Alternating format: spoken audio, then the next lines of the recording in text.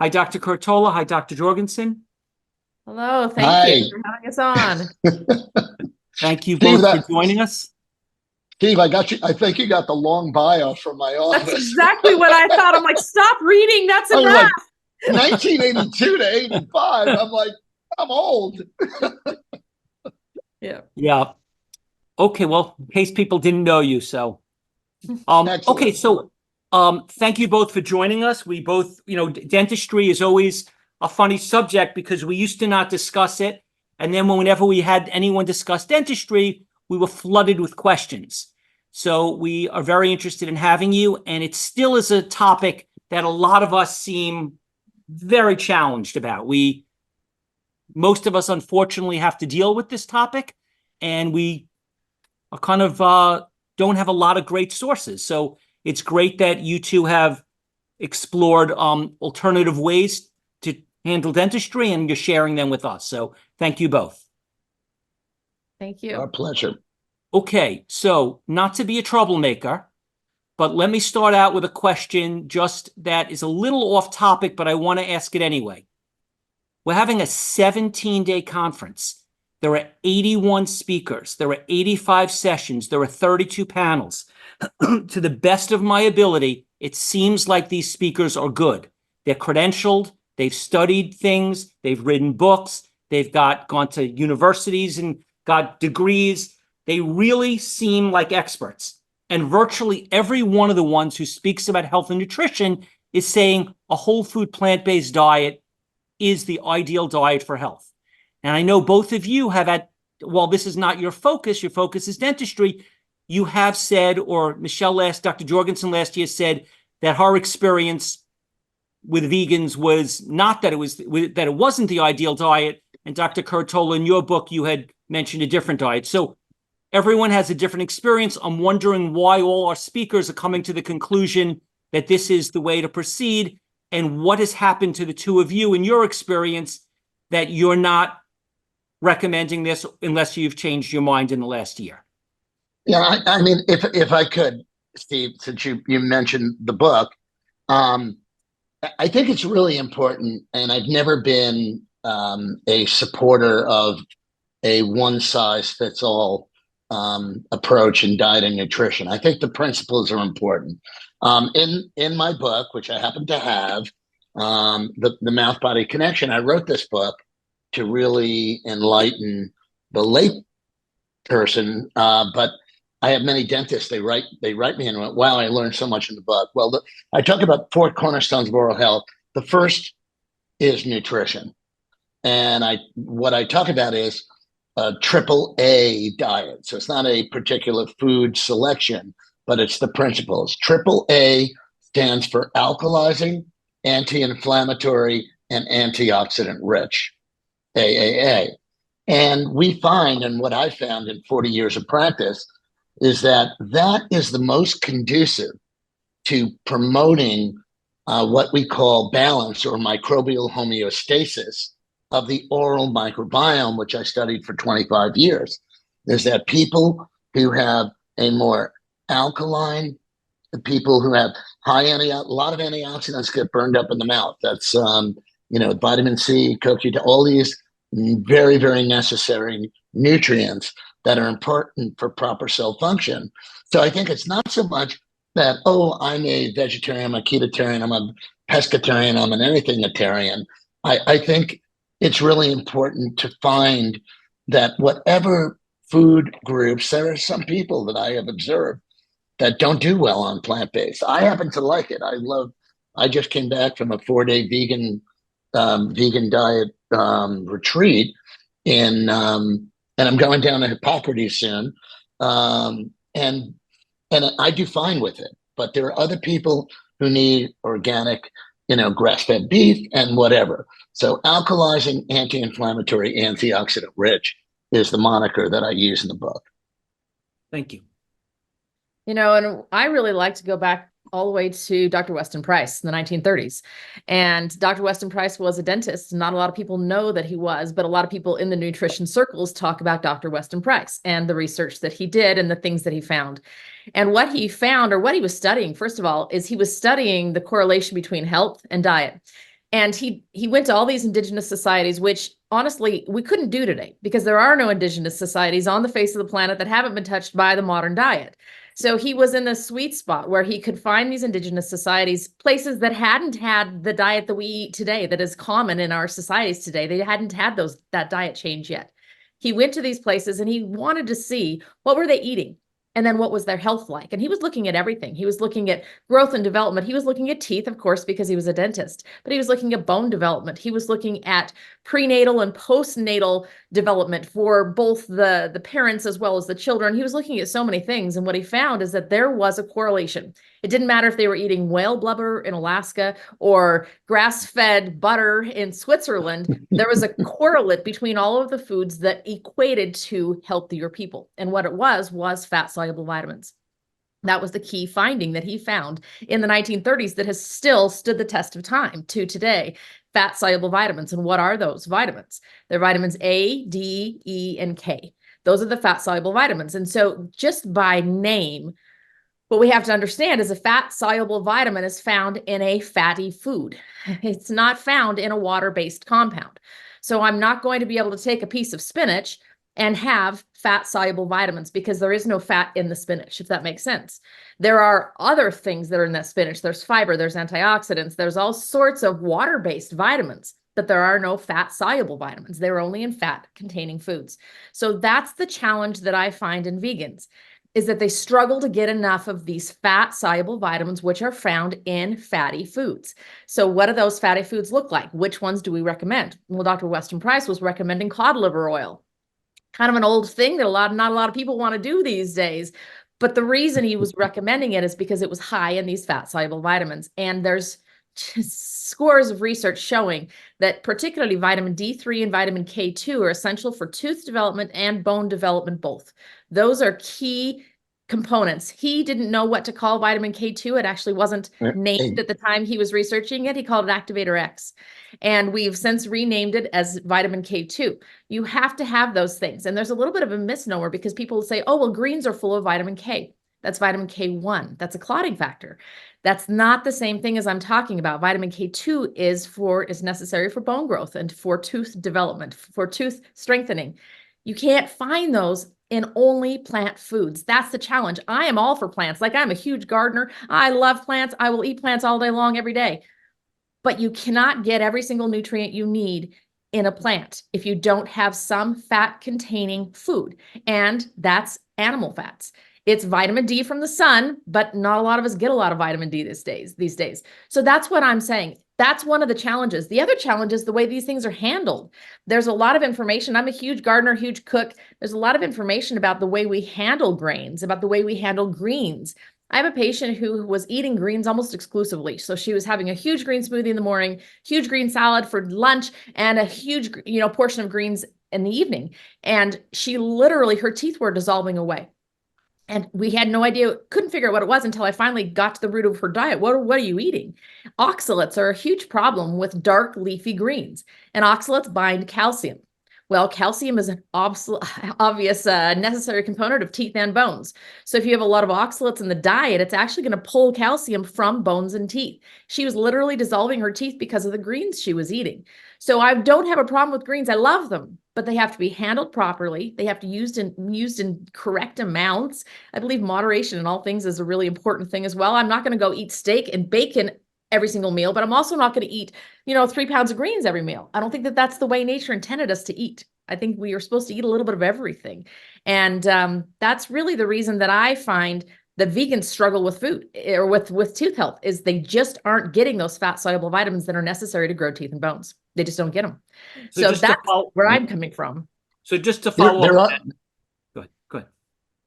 No. What I was going to say is that, I'm glad Michelle brought up Dr. Weston Price. They're really, most dentists do not know who he is. And he was recognized as the Charles Darwin of nutrition. And he actually founded the research arm of the American Dental Association. And I'm a strong proponent of those fat soluble vitamins as well. And while many of those can be taken as a supplement, and many of those can also be taken and are available in vegan diets and other diets as well, There is, pescatarian as well. You get omegas and cod liver oil comes from cod. Not the most palatable, but it is definitely vital. But Weston Price was way ahead of his time. His book Nutrition and Physical Degeneration should be read by everyone.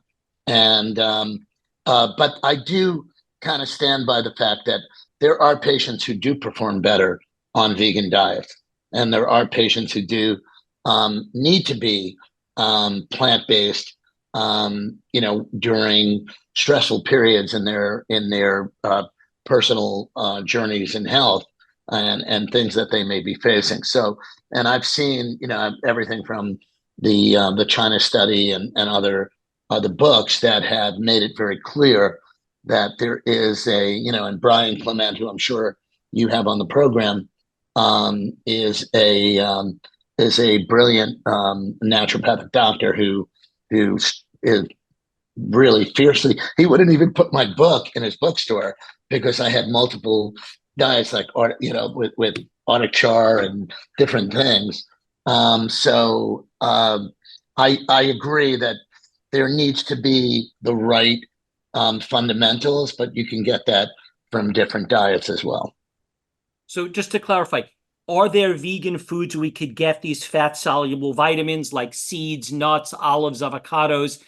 Or can we still get those from those foods? Chia seeds, flax seeds, hemp seeds, walnuts, pecans, are those fat-soluble vitamins available in them? Or are you saying that you'd have to eat an animal product? Vitamin E is what those fat-soluble vitamins is. The fat-soluble vitamin that are found in seeds and nuts is primarily vitamin E, not vitamin D and K. That's the challenge, is that they're very difficult to get from plant sources. And so, like Dr. Curatola said, you can supplement them.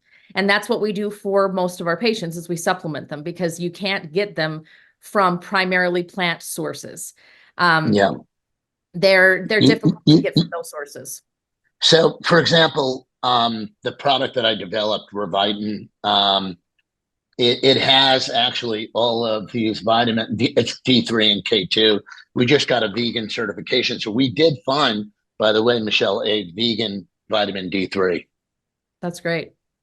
Yeah, so it's getting more sophisticated, but supplementation is important. I totally agree with fat soluble vitamins. One of the biggest sources of tooth decay in children is the lack of fat soluble vitamins in their diet. Okay. And then just to clarify for oxalates, we just had Doug Evans on talking about sprouts, broccoli sprouts, and all the benefits. A lot of, he's suggesting eating lots and lots of sprouts. I don't know if sprouts have oxalates or only certain dark greens, but should we be eating raw greens and raw sprouts, or have you personally as dentists, was that just a one-time thing that a person had that problem, or is this a common thing that people eat too much greens and there's a negative consequence to their teeth? So what I found is that it's all just moderation. I look at the earth and I say, okay, is 6 cups of greens a day available in December where I live? It's not. And I believe the earth gives us a little bit of cue. What should we be eating and how much should we be eating? Is a cup of greens enough? Yeah, I think a cup of greens is probably enough.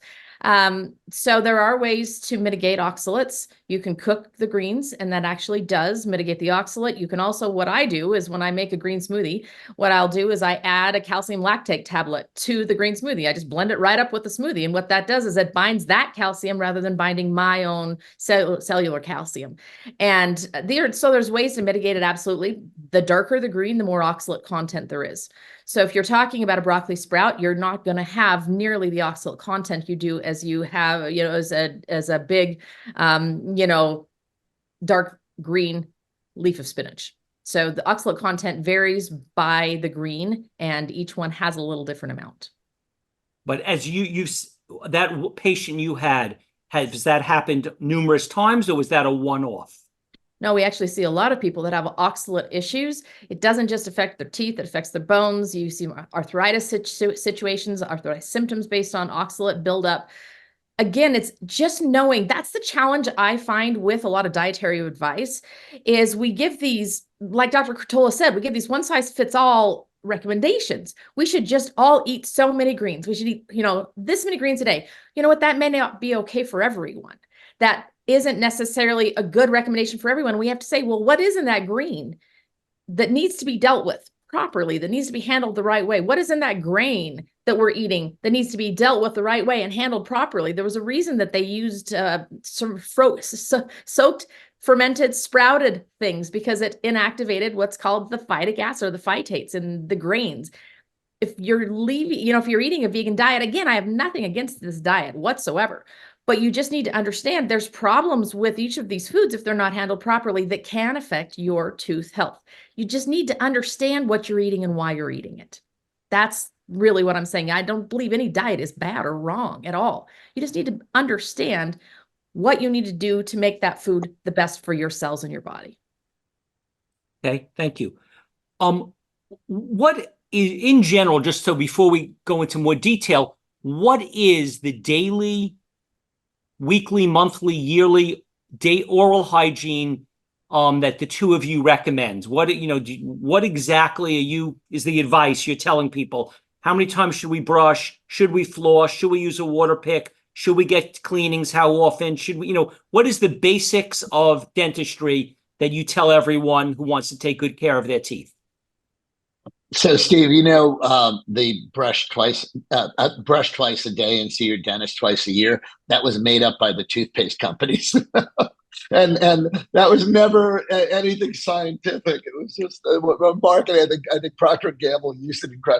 See your dentist twice a year, this and that. Meanwhile, what we know is the cycle for people with active periodontal issues is, it's better to intercept the progression of the disease on a 90-day cycle, which is once every 3 months.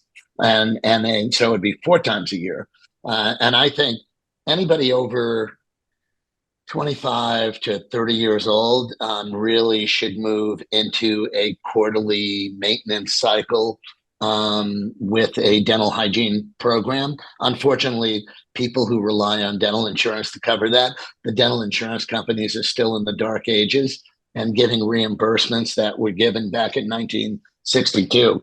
So what I recommend with patients on a daily basis, first thing is, most, and I don't want to sound like a shameless self-promoter here, but most toothpaste was developed by soap makers 100 years ago, 150 years ago. It was flavored detergent for your teeth. And what we have learned in the past, when I started studying the oral microbiome in 1998, and what we discovered was radically different than what Michelle and I were both taught in dental school. And that is that the oral microbiome is not this invader and kill it, like, Listerine, kill germs on contact, and Colgate Total, kill germs 24 hours a day. The oral microbiome is a beneficial, intelligent, literally, it's being classified almost as a new organ, the oral microbiome, the gut microbiome. And it does amazing, amazing things for remineralization of teeth, for oxygenation of the gums, for the elimination of free radicals. So the most important thing is to balance and keep this environment in balance. How do you do that? First of all, get rid of products that disturb the microbiome. Alcohol-based mouthwash, detergent toothpaste, even natural toothpaste, unfortunately, many of them have no science, and they've come up with things like charcoal and this and that. Charcoal, scratch it. It binds to everything, by the way. We use charcoal when we take mercury fillings out of the mouth. But if you use it in a toothpaste, it's stripping the microbiome every day, in addition to scratching tooth enamel. So there's so many products that are bad. So what you really want to do is feed your smile, feed your microbiome. And we're talking about nutrition. Well, one thing I learned back in 1999 is that the oral environment is a very beneficial environment for absorbing things like vitamin C, CoQ10, vitamin E, vitamin D3, K2, ionic minerals, and all these things. And that's what we really need to do. There was a study from the 1970s by a Japanese researcher who biopsied diseased gums, and he found two major nutrients that were necessary for proper cell function. Vitamin C, number one. If I had to throw every vitamin out of my bathroom cabinet or refrigerator and keep one, it would be vitamin C. That is by far the anchor for vitamin needs in the body, and we burn a lot of that. B complex, of course, the B's are really important, but it's just important in terms of a daily routine to make sure you do no harm, you do good. So I was on Dr. Oz talking about, had a whole thing on, do you floss, do you not floss, do you floss? And I'm like, because it's very popular right now to use all kinds of new interdental products. Because, what I said on Dr. Oz, which is, everybody laughed, it was true. I said, the place where unhealthy plaque forms first is between the teeth, interproximally. So I said, think of it like this. Your mouth is 98 degrees. So think of tenement buildings in New York City, and people put out the garbage in between the buildings, and that's where the rats go. And so and that's where the rats come out. And the rats are all kinds of periodontal pathogens and spirochetes and all this other stuff that forms when the microbiome is out of balance. So what you really want to do is make sure you take that garbage out and get it picked up. So that's where interdental cleaning is important. Dental floss was developed as a simple, because the contacts between the teeth can be very tight. So dental floss was created not to snap down to your gums between your teeth. Most people don't even know how to floss, or they hurt themselves when flossing, so they don't do anything at all. And they say, "Oh, I don't floss." They lie to the dental hygienist and all that stuff.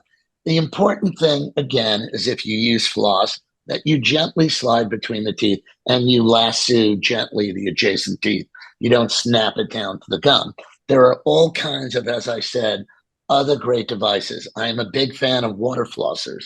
I have my own water flosser. I love it for three reasons. It is gentle.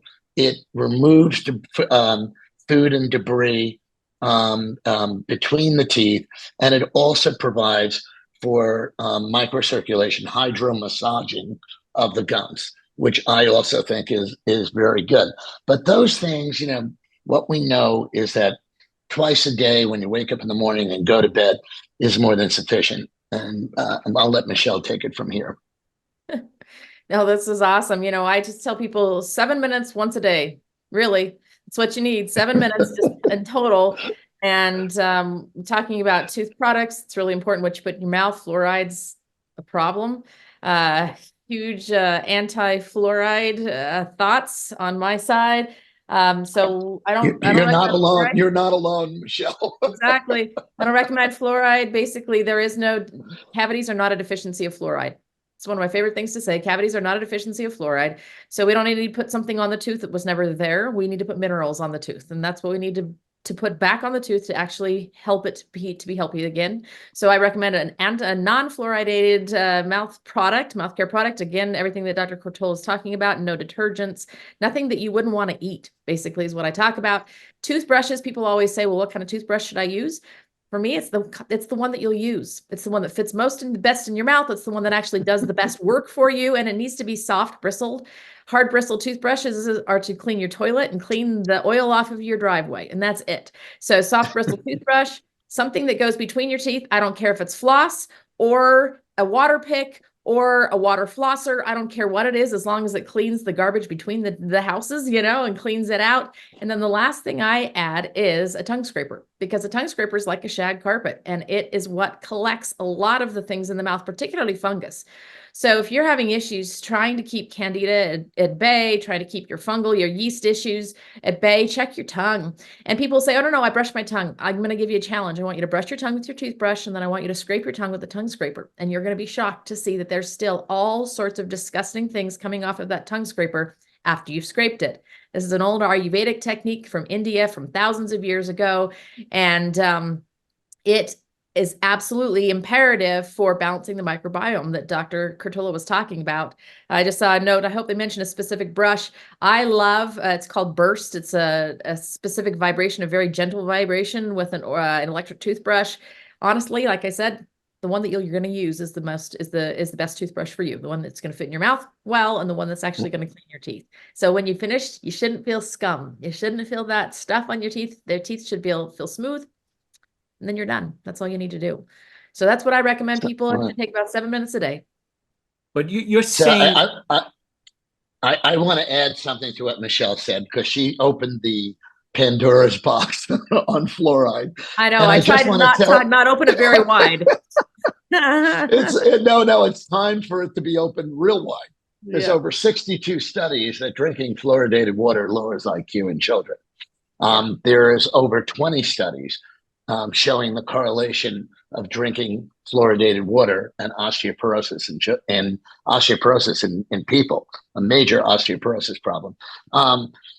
I want everyone to go to fluoridealert.org for all the science-based literature on fluoride, because unfortunately, and I'm sort of very disappointed that dental schools are still teaching junk science on this. And I'm old enough to say that.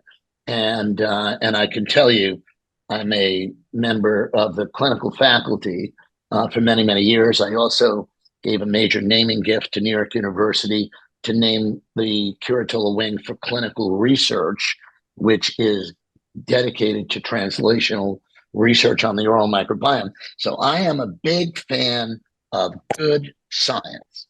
And good science has shown that fluoride has done nothing to reduce decay rates here, and what most of Western Europe was never fluoridated, and they have same or lower decay rates.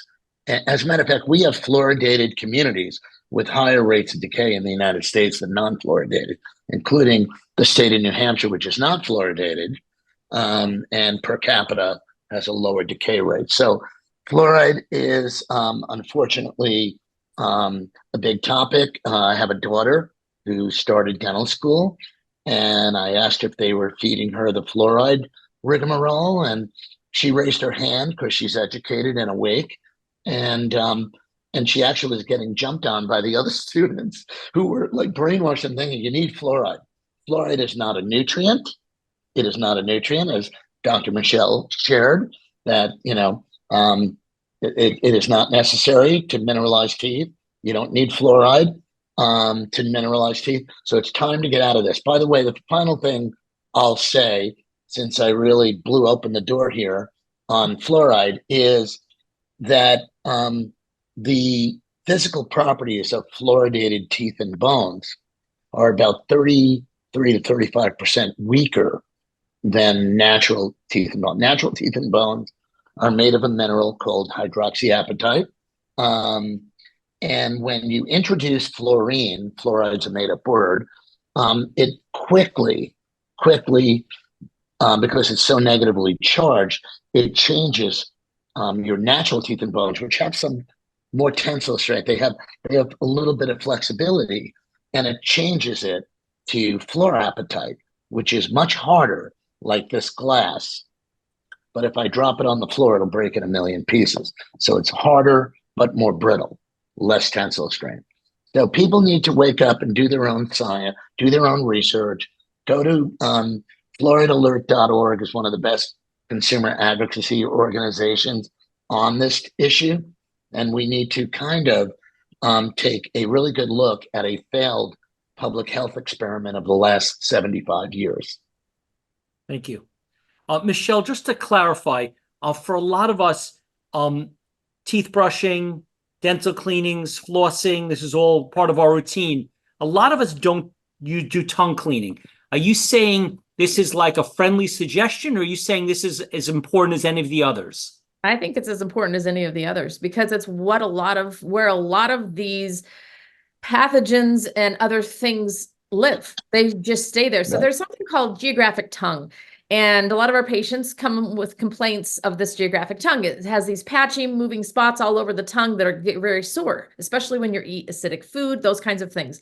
I suffered with geographic tongue for years, all the way through college, through dental school. My tongue was so sore. I couldn't eat pineapple. I couldn't eat tomatoes. I couldn't eat any of these foods. And I finally, not even thinking there was a correlate at all, someone recommended, you ought to tongue scrape just because you're a dentist. Why don't you figure out, why don't you start doing this? So I started tongue scraping, and it was sore as can be when I started because my tongue was just sore. And then I kept at it. And after about 2 weeks, geographic tongue went away, and it has not come back since, except for one time when I was pregnant. That's it. So what that tells me is that was, I believe, a fungal infection. I believe a nonstop fungal infection that's creating an immune system reaction in the body, showing up as this geographic tongue, which dentistry says is idiopathic, meaning we have no clue what causes it. Okay. I absolutely have a clue because it was a personal experiment of my own. I think it's fungal, and I believe that the body cannot be balanced. Your mouth can't be healthy, and you can't be healthy while your tongue is not cleaned. So I want to add to that because Michelle, I agree with you in that it is often related to an imbalance in the microbiome, and it's related to which actually, people don't realize the oral microbiome is very intricately connected with the systemic immune system. It actually compartmentalizes, stratifies the entire immune system. So if your microbiome is out of balance, it affects not only oral immunity, but systemic immunity as well. And that's why I spent 20 years, and I don't know if you've used this. Have you used this? Because this will help your geographic tongue. Mm-hmm. And when the oral microbiome is, I know this is like, sorry about that. Anyway, when the oral microbiome is in balance, which is all I've cared about for the past 20 years, you do not get a high film thickness. You do not get a thick, sticky, smelly film. So 10 years ago, when I did focus groups with patients in Chicago, Atlanta, New York, and one other place I forgot, over 60 people tried using Revitin. And what they found in a number of days, that they'd wake up in the morning and their mouth felt, and they used this expression several times, squeaky clean. And it was squeaky clean because of a reduced film thickness. So a balanced oral microbiome is a thin, clear, odorless film. When the microbiome is out of balance, you are constantly swimming upstream, which is why I see people oil pulling, which I'm not against, but if your microbiome's out of balance, it'll help for a little bit, but then it could strip things.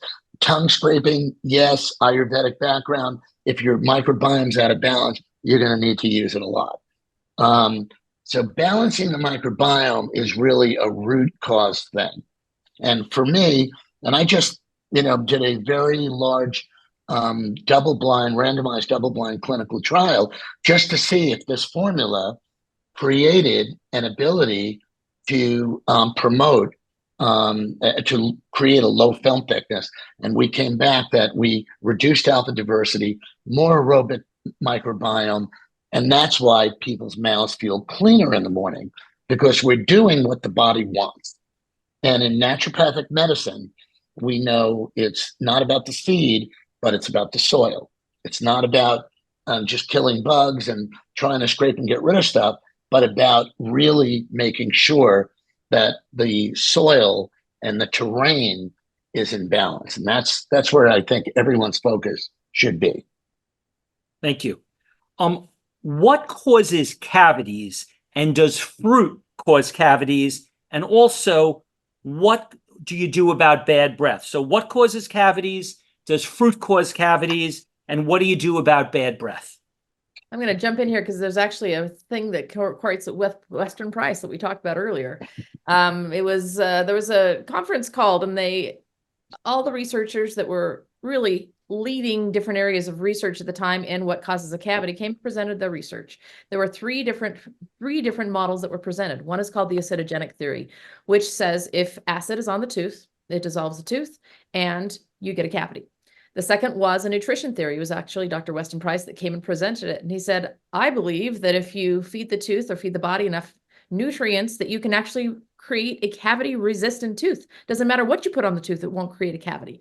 And there was a third study that showed that hormone changes actually changed the fluid flow inside of the tooth. So when hormones changed in the body required more nutrients. And so it actually pulled nutrients from the tooth into the body rather than the opposite direction. So all three of these theories were presented. There was a vote taken, and the one that was voted on was this acetogenic theory. That's the one that everybody knows. So what do you know? What did your mom tell you, right? If you don't brush your teeth or if you eat too much sugar, you're going to get a cavity. That's what you were taught. That's what we were all taught. And it makes sense. What actually does happen is when a bacteria stays on your tooth, this is why we want to clean them off. When it stays on your tooth, it eats your sugar. It eats sugar. Does sugar cause the cavity? No. Bacteria causes the cavity. Bacteria excretes, or basically I tell kids that poops out acid. So the bacteria eats the sugar, it poops out acid, and that acid actually dissolves the minerals from your tooth. Here's the problem. It doesn't always happen this way. I will see families, and I'll see a whole family. Mom, dad, kids.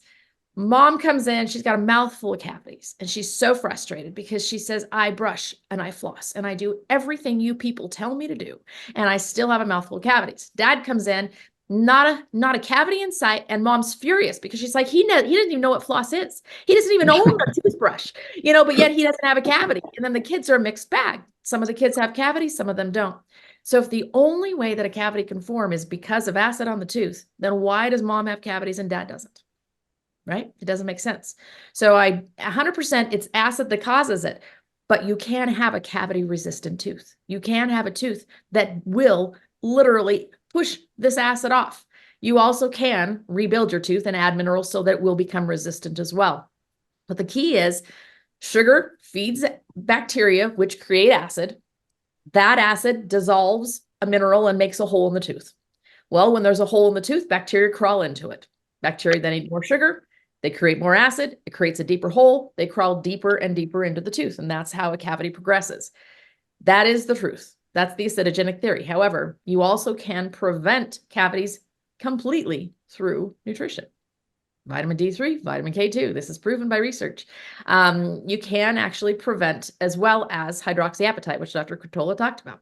If you have teeth that are fully strengthened by nutrients, they can be resistant to decay. Does that mean you should be eating or drinking, 5 gallons of soda a day? No, absolutely not. Any acid is going to create a problem. Moderation again, but it's not just the acid. It's also what is your tooth and what is your body doing to defend itself from the acid. So the latest research that has emerged from I think it was University of Montana Bozeman campus, which had probably done some of the best oral microbiome research in the country, showed that there's something called the dentocyalomicrobial complex. There are teeth, saliva, and microbes, right? The microbiome. And when you have a balanced oral microbiome, I sound like a broken record. When you have a balanced oral microbiome, you can go to an Italian wedding and have a lot of pasta and sugary desserts, which shifts the pH of the mouth, which promotes the overgrowth of acidophilic or acid-loving bacteria that Michelle was speaking about that poop out acids. You can have all that, but because the terrain is balanced, you're able to shift. So I'm just going to show something.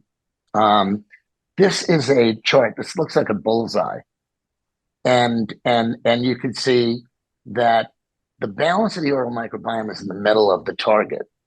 So I don't know if that's in focus or not. And it's kind of like a level, when the level is out and you see the bubble goes one way or the other way. If the microbiome is strong and healthy and balanced, that is your best way to prevent the onset of both decay, which is hard tissue, and periodontal disease, which is soft tissue. So when it's out of balance and it's really, it goes to a more hypertrophic state, which is the thick, smelly film, that creates an opportunistic environment for tooth decay and gum disease. And conversely, and this is important, when you try to strip it all away, which, there are a lot of people, oh, use charcoal and use this and da-da-da-da and xylitol and da-da-da, and they try to strip it, you get what's called an atrophic biofilm or microbiome. And that makes you prone to both tooth erosion, weak enamel, and also a lot of sensitivity with the gums. And you get it's kind of like a desert. So one is a jungle, scary jungle. The other is a desert. These are very important factors in the etiology or the origin of both tooth decay and gum disease. And that's the latest, this dento-sialomicrobial complex. When in balance, you get mineralization, you get oxygen to the gums, you get waste products, reactive oxidative species taken away. And when it's out of balance, you get demineralization, you get hypoxia, which is a lack of oxygen because you get an overgrowth of a thick, sticky film on your teeth. And that becomes very conducive to disease. I saw a question pop up that I think is good to answer. It said, does adding lemon juice to your water lead to tooth decay? Well, any acid in the mouth is going to lead to dissolution of minerals. So it's going to pull minerals out of the tooth. Any acid will do it. And if you're drinking lemon water, water with lemon added to it nonstop, then yes, you are going to have the problem in the mouth. Exactly what Dr. Curatola is talking about is there's a pH balance, pH level that needs to stay in the mouth. And when we eat, that pH naturally drops with food we eat, any food we eat, even if it's not acid containing. That's part of the digestive process. And the saliva then brings the pH back up to neutral, and that's where teeth do no longer dissolve. The problem comes if you're constantly adding either food of any variety, but particularly acid food to your mouth. So this is why when somebody says, I hardly drink any soda at all, I just have one can and I nurse it all day long. It's the worst thing you could possibly do, because every time you swallow another swallow, you're dropping the pH in the mouth and minerals are being pulled out of the tooth. So you can have lemon in your water. Absolutely. That's great. Do it first thing in the morning, because we know that alkalizes the body, and then be done with it. You don't add lemon to every single swallow of water you have throughout the entire day. Otherwise, you're going to be dropping the pH and pulling minerals from the tooth constantly. So honestly, a lot of these things are understanding the underlying principle. It's underlying what is acid. Absolutely. Acid pulls minerals from the tooth. Okay, so if you don't want to have minerals pulled from your tooth, you shouldn't put acid on the tooth often. It's just understanding the principle, and then you can make your own decisions based on what the principle tells you. Oh, so yeah, Michelle, I'm really glad. Really glad Dr. Jorgensen brought that up, because there are people, I've had patients, I'm sure you as well, Michelle, that they drink Perrier, and they're like, look, no sugar and this, but it's carbonic acid. And they are literally doing exactly what you said. So everybody listening, just because you're drinking, a hint or seltzer, and you're not drinking the 42 grams of sugar or whatever it is in Coca-Cola, you can still get decay because of that shift in pH, because carbonation, that fizzy stuff, turns to carbonic acid. And so you again are, in the right church, wrong pew, because you're not taking sugar, so you're not really feeding what could be a Molotov cocktail of bacteria that will be acidophilic, acid loving, but you are in the wrong pew, because the carbonation is a dangerous thing as well.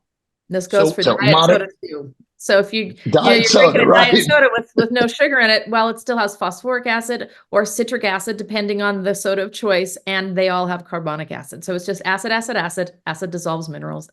Minerals dissolved from your tooth lead to bacteria crawling in and to tooth decay. And what about fruit? So fruit is sugar. It's sugar and it's acidic, both. Is it a problem? Well, it is if you're eating sugar and fruit. If you're eating fruit that has sugar and acid in it nonstop. It's just thinking about what does it do to your mouth. Again, principles. You eat sugar, you eat the fruit. So I started my morning off with the fruit smoothie and an apple. So is this bad for my teeth? Well, no, because I didn't continue eating that throughout the entire day. My mouth, my saliva did its job. It brought the pH back up to neutral. My body was able to neutralize this acidic attack. Everything was fine. But if I continued to eat the fruit nonstop, that's when the problem comes. Just understand the principles behind it. It's the acid attack and how frequently are we doing it that leads to the decay. Right. If So we, that's And there, frequency. Steve, we really haven't given you much time to talk. okay, if we do have fruit, should we brush our teeth right after, or does it not make a difference? No, you should not brush right No, after, no. because what you've done with any acid, and this is what I tell pregnant moms who are throwing up a lot, anything like this, or someone who's drinking coffee, even a coffee is acidic as well. Soon as you've drunk or eaten something that's acidic, what you've done is actually softened the surface of the tooth. You've softened the minerals, you've softened that tooth. And so that's the worst time to brush, is right after you've consumed something acidic. You need to allow your saliva, so you need to rinse with water with nothing in it. Right. You need to rinse with water, rinse whatever is in your mouth out of your mouth. And then you're going to allow the saliva to bring it up to neutral pH again before you're going to brush your teeth. So the worst time to brush is right after an acid attack or an acid meal. I agree. I agree totally. A lot of people make that mistake. They're like, oh, I'll run to the bathroom and brush. And that's not what you want to do for exactly what Dr. Jorgensen shared. The other thing that I wanted to add is that it's important to understand a glycemic index in fruit, because blueberries have a low glycemic index and are loaded with nutrients and vitamins that are going to be better for you than pineapple, which, by the way, has some great enzymes, but very, very high sugar as well. And then you have the melons. Some melon, cantaloupe, honeydew, has a lower glycemic index. Watermelon is socked with sugar. But somebody just asked about electrolyte drinks, and I want to respond to that as well. It's just important in electrolyte drinks. I know, especially post-workout and all, electrolyte drinks can be very, especially when you're dehydrated, electrolyte drinks are very, very important. Important to look at sugar content, and it's important that they're not carbonated. But electrolyte drinks are not problematic when there is not high sugar and they're taken appropriately. What about nuts or salt? Do either of them have any impact on our teeth or our cavities? They're not acidic, but any food is going to lower the pH in the mouth. So if you're just putting something in your mouth nonstop, you never allow the saliva to neutralize the pH again. There has to be a pause between food consumption. Any food, doesn't matter the food, is going to lower the pH in the mouth. So you just can't be constantly putting something in there. It never allows the mouth to neutralize again. Okay. What about bad breath? What should people do about bad breath? So bad breath is another classic microbiome imbalance, right? You have an overgrowth of odor-causing bacteria that love, and as Dr. Jorgensen pointed out, the dorsal surface of the tongue, and this is often fed by certain diets can also cause an overgrowth of that. But bad breath is a classic microbiome imbalance. And what we know right now, and recent discoveries, there's 2 bacteria actually that were identified as being out of balance in the microbiome that are directly responsible for bad breath. So it is an imbalance. These are bacteria that normally live in the microbiome. So it's not about killing them or camouflaging, which is the big approach for years and years and years. The biggest obsession in dentistry was bad breath and white teeth. Those were the 2 big obsessions.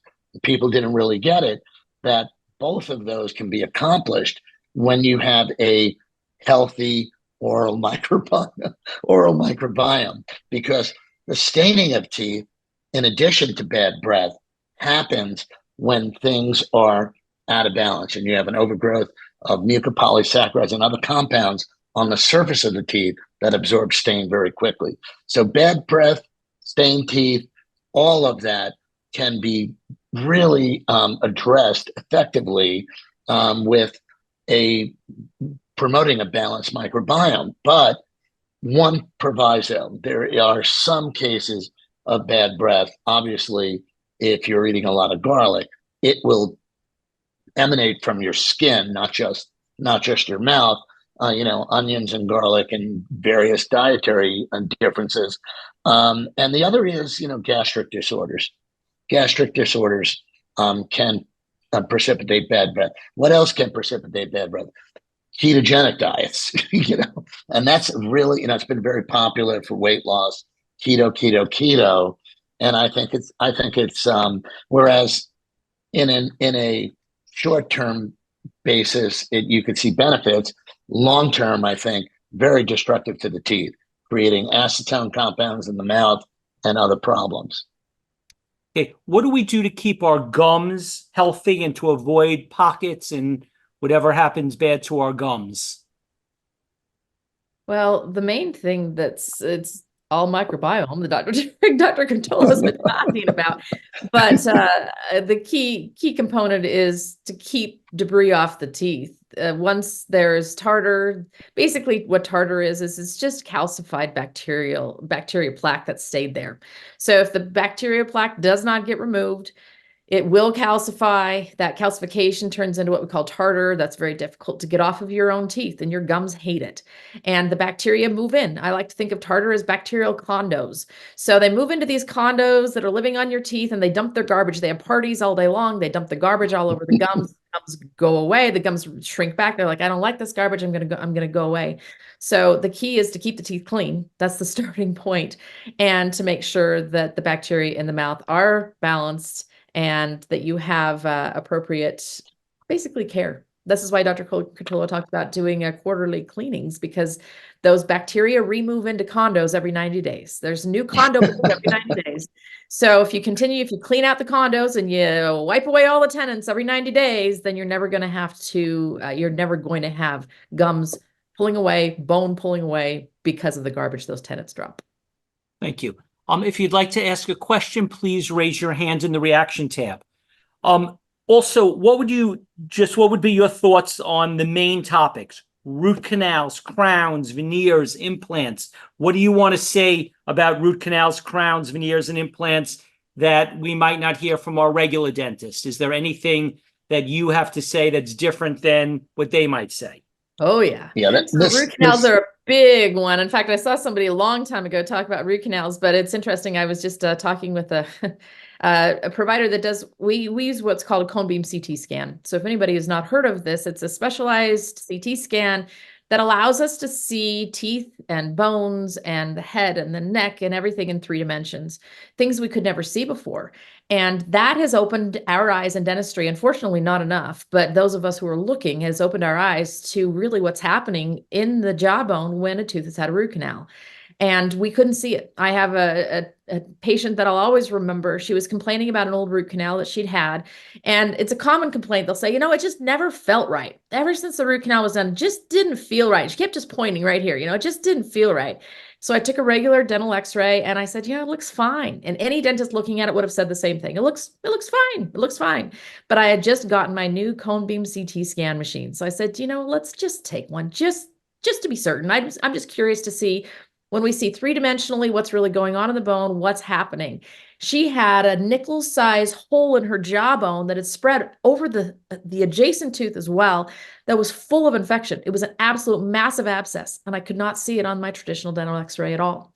And that day was the day that I decided I will take a cone beam CT scan on every single patient, because I cannot see it with a traditional dental x-ray. And this is why I believe that this isn't talked about as much as it should be inside of dentistry. Well, 2 reasons. Number one, because they can't see it unless they're taking this kind of imaging, this really state-of-the-art imaging. They can't see it. But number 2, also, it's a little bit of admitting our own fault. Dentists are the ones who do root canals. And so it's kind of hard to say, boy, we did a whole bunch of them and maybe there was a problem.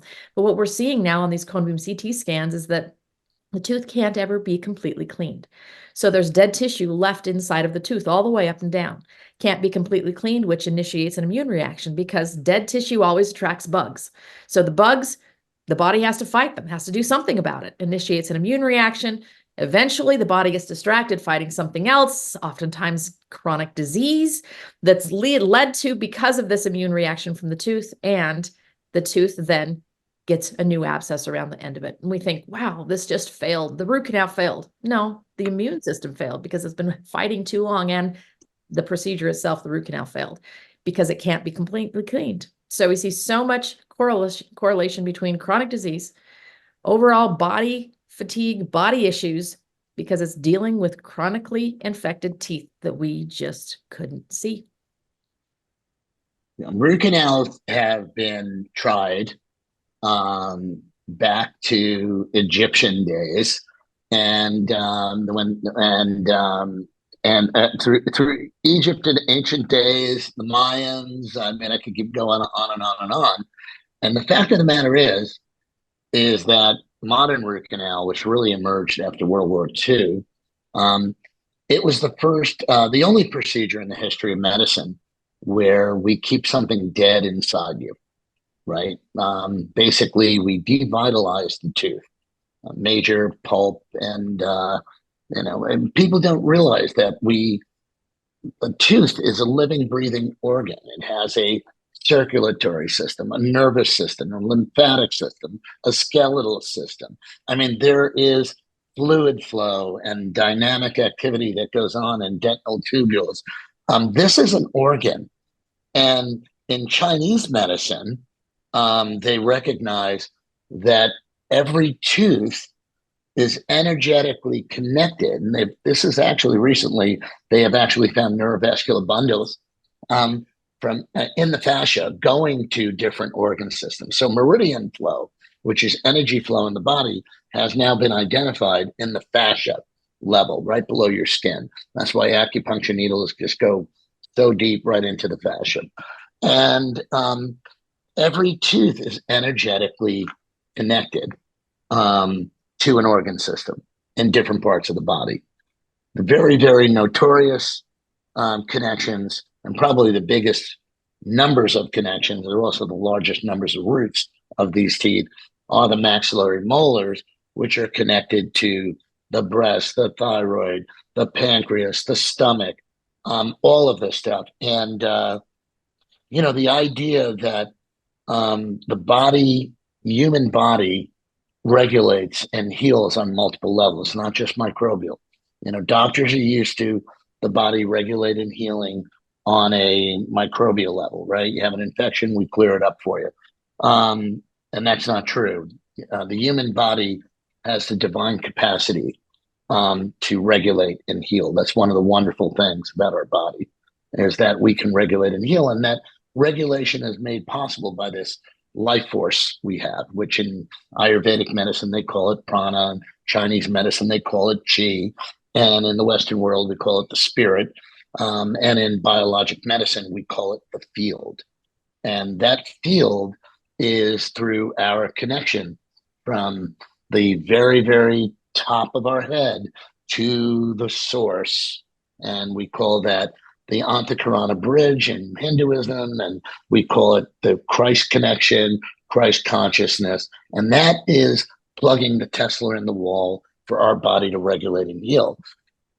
Now, we dysregulate when we dysregulate on 5 levels: biologic, biochemical, energetic, psycho-emotional, and spiritual, which is the last 2 are really poorly understood in Western medicine. A lot of other systems of medicine do recognize it. But when you dysregulate energetically, you affect the body's ability to regulate and heal. This dysregulates your autonomic nervous system, dysregulates your immune system, and is a major source of chronic inflammation and toxicity to the human body. So when I came out of dental school, I thought root canals, we quote unquote save the tooth. And as I have progressed through each decade of dental practice, and I'm entering, I'm over 40 years, I'm going to be 41 years in June. Now I recognize that modern endodontics has been a major contributor to chronic inflammation and dysregulation of the immune system in many cases. When a root canal is first done, the damage is minimal, but as that tooth, anything dead decomposes, necrosis. It's called necrosis. And anything dead does that. and it's a process. And many times, there are dentists who take out root canal teeth. They break into little crumbled pieces. The tooth is black, and we still think it's okay because it's in the head, and we got a pretty crown on top of it.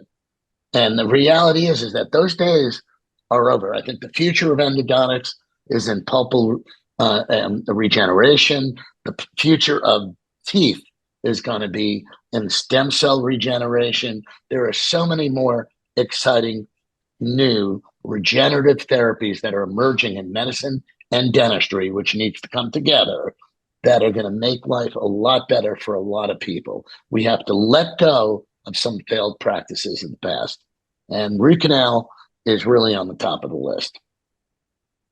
Okay, let me ask you a couple of things. One, what are dental cavitations and what do we need to know about that? Two, the 3D cone beam, the X-ray you're using, are you concerned about the radiation? The word CAT scan is a scary word when it comes to regular medicine. And number three, if we already have root canals, what the heck do we do? So those three questions: cavitation, Right.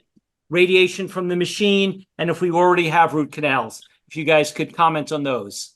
Those are three biggies. None of those are small topics. Let's do the easiest one first, which is the radiation.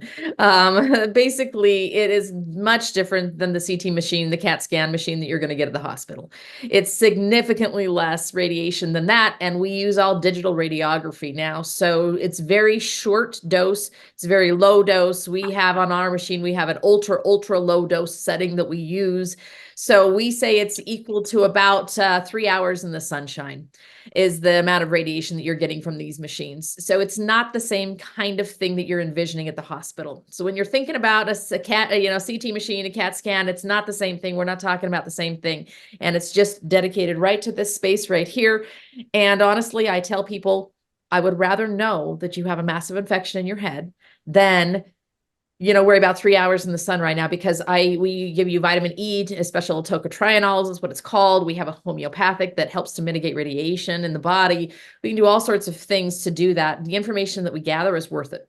It's worth the radiation. I agree. We actually we also use thyroid support drops and things like that. Even though it's little, all radiation is cumulative. But I agree with Dr. Jorgensen completely. It's kind of like when an antibiotic is indicated. An antibiotic is indicated. Yes, you're going to get a little dysbiosis in the gut. Yes. Can we deal with that? Yes. But that's a lot easier to fix than subacute bacterial endocarditis in the heart. So I always try and let people know life is full of compromises, and not or refusing to have, dental radiography at least on a periodic basis it leaves you really in the dark as to what's under the surface of the coronal portion of the tooth. And it's like the iceberg. It was what was underneath that sunk the Titanic. The tip of the iceberg is often the smallest part. So seeing an underlying problem like that, I just want to talk about jaw cavitations because I've had a big interest in these for a long time.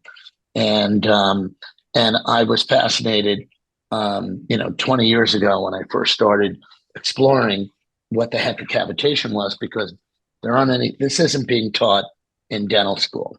And most dentists never heard of a cavitation. So cavitation, by the way, is a made-up word. It was coined by an orthopedic surgeon who was doing dissections in the 1930s. I think it was 1931. And he found these holes in the jaw where wisdom teeth were removed, that there was this necrotic hole, what we call osteonecrosis. So he came up with the word cavitation to refer to a hole in the jaw, because the cavity was already taken for the term for a hole in a tooth. And so we call it cavitational osteonecrosis, jaw osteonecrosis. The interesting thing now with 3D technology, as Dr. Jorgensen said, when she got her 3D cone beam, it opens up a whole new world of what we couldn't see with a two-dimensional X-ray, primarily because if you have cortical bone where my hand is on the jaw and cortical bone here, they're superimposed, and where my head is the whole of the cavitation. And what we have found is that the old way they went in and treated these, there were guys doing cavitation surgery before I was, and they were going in with a dental drill. And so I adapted a laser, an erbium wavelength of laser to be able to access this necrotic area of bone.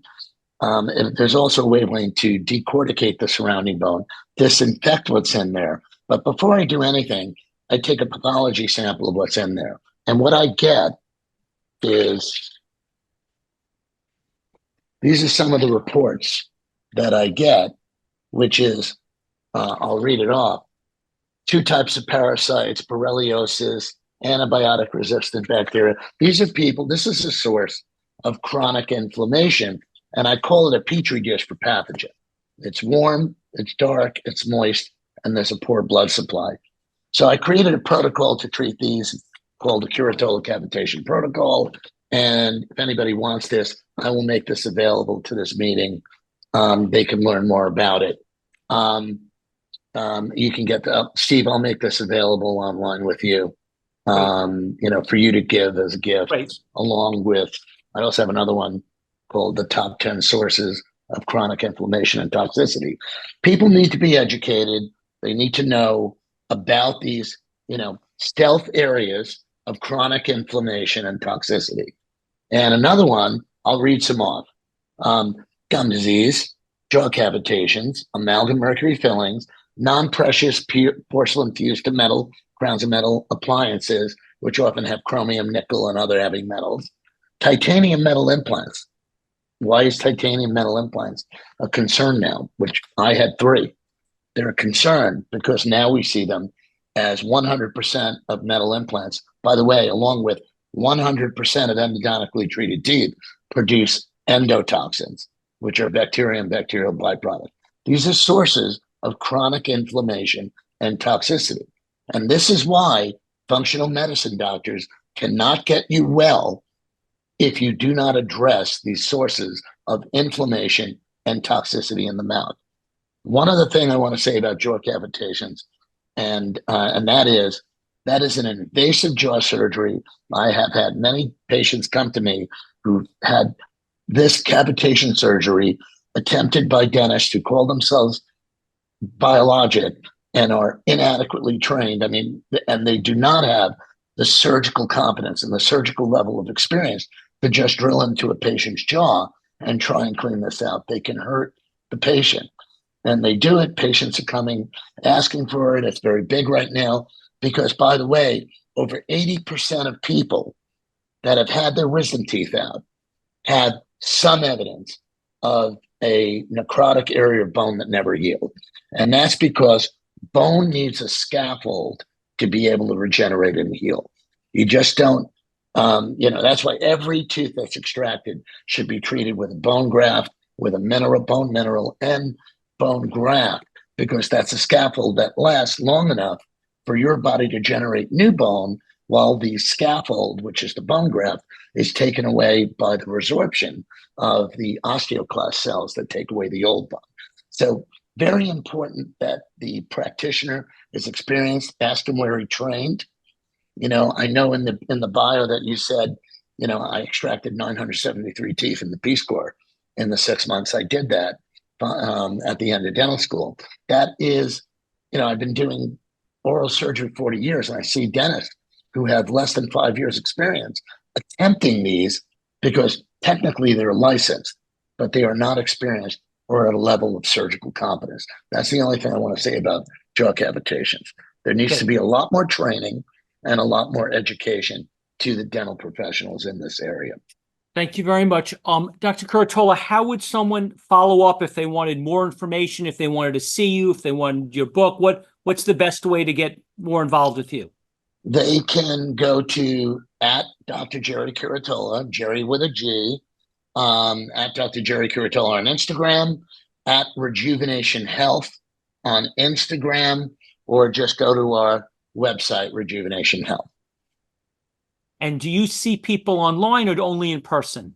No, as a matter of fact, I highly recommend everyone get a CBCT taken, and I routinely read them because that's another issue, is you really need to have someone experienced in reading CBCT images, because there's a lot of information. And unfortunately, again, and I'm sorry to make a big deal of this, but there's too little training that's necessary for people to know, for dentists to really properly diagnose a jaw cavitation or any other inflammation or toxicity that's not seen on a regular dental x-ray. So if you get a CBCT, you can contact our office. We can set up a way for it to be sent to us by Dropbox or whatever, and we will do a virtual consult with you. I personally will do a virtual consult with you. Okay, thank you very much. Dr. Jorgensen, how do we stay in touch with you? Are you available online? What's the best way to stay in touch with you? Yeah, so all my information can be found in two places, livingwellwithdrmichelle.com. This is my website that is my product and information site. And if people want more information, I saw a lot of questions go through here that we couldn't get to. There just wasn't enough time. For sure, watch my individual presentation. I'll get into a lot of these questions that we didn't have a chance to address. But there's also all sorts of free information on my website. So go there if you have questions. And there's a lot of what I like to say is that I simplify complex things and make them very approachable. So go there and you can watch information on all the things we were talking about today. My dental website is totalcaredental.com, and you're also welcome to go there. We do have patients from all over the world that come, and we do also have virtual consultation options also. And we have specialists. So I have actually a surgical specialist in my office. We have TMJ specialists, pediatric specialists, orthodontic specialists, all under one roof, because we try to really make it possible to provide this kind of care in every way that needs to be done. Okay, can we unmute the audience so they can thank the dentists? Thank you. Thank you so much. Thank you. I'd like to say there. 110 over